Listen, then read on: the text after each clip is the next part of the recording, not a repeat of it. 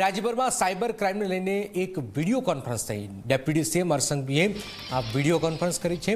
Cyber crime પર strike કરવાની સૂચના અપાઈ છે। આ વિડીયો કોન્ફરન્સમાં રાજ્યના પોલીસ વડા KLN રાવ, સાયબર ક્રાઇમના ઉચ્ચ અધિકારીઓ ગાંધીનગરથી હાજર રહ્યા છે।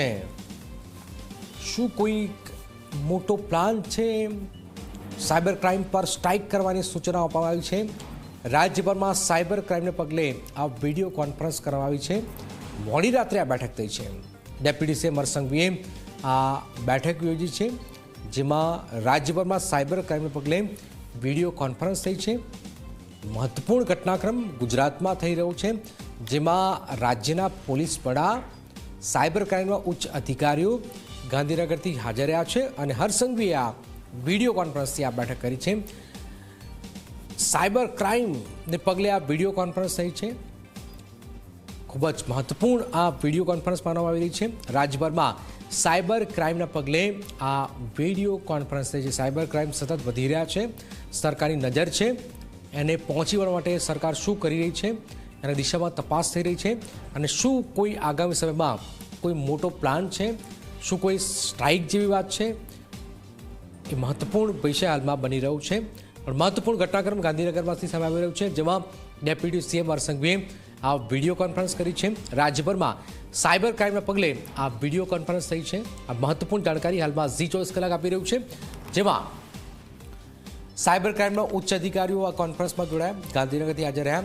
આ ઉપરાંત આ વિડીયોમાં રાજ્યના પોલીસ વડા KLN રાવ પણ ઉપસ્થિત રહ્યા છે। હિતલ અમારી સાથે જોડે। હિતલ, આ અડધી રાત્રે આ મહત્વપૂર્ણ જે વિડીયો કોન્ફરન્સ છે, શું કોઈ મેસેજ મળી રહ્યા છે સાયબર ક્રાઇમ લઈને?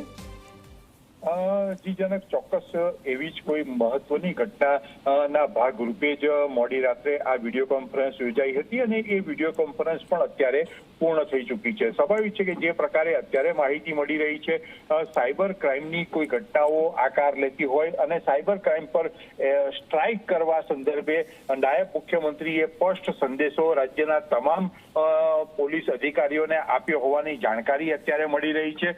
એટલે ક્યાંક ને ક્યાંક જોવા જઈએ તો આગામી દિવસોમાં જિલ્લા પોલીસ તંત્રથી લઈને રાજ્ય પોલીસ તંત્ર સુધી તમામ લોકો સાયબર ક્રાઇમના કોઈ ગંભીર ગુનાઓ સંદર્ભે નાયબ મુખ્યમંત્રી દ્વારા માર્ગદર્શન આપવામાં આવ્યું હોવાની જાણકારી છે। એટલે આવી કોઈ મોટી ઘટનાઓ આકાર લે અને ક્યાંક ને ક્યાંક સાયબર ક્રાઇમના ગુનેગારો છે એમને બચવું મુશ્કેલ બને એ પ્રકારની વાત આ વિડીયો કોન્ફરન્સમાં થઈ હોવાની પણ જાણકારી મળી રહી છે। એટલે એવું કહી શકાય કે આ વિડીયો કોન્ફરન્સમાં ખાસ કરીને રાજ્યના પોલીસ વડા પોતે પણ જોડાયા હતા, સાયબર ક્રાઇમ સાથે જોડાયેલા અધિકારીઓ પણ જોડાયા હતા અને લો એન્ડ ઓર્ડર સાથે પણ જોડાયેલા અધિકારીઓ પણ જોડાયા હોવાની અત્યારે જાણકારી મળી રહી છે। બિલકુલ મહત્વપૂર્ણ જાણકારી હિતલ ગાંધીનગરથી આપી રહ્યા છે। શું કોઈ મોટો પ્લાન હાલમાં થોડા સમયમાં ખબર પડશે કે શું થવા જઈ રહ્યું છે? પણ એક મોટી ખબર હાલમાં ગાંધીનગરથી સામે આવી રહી છે।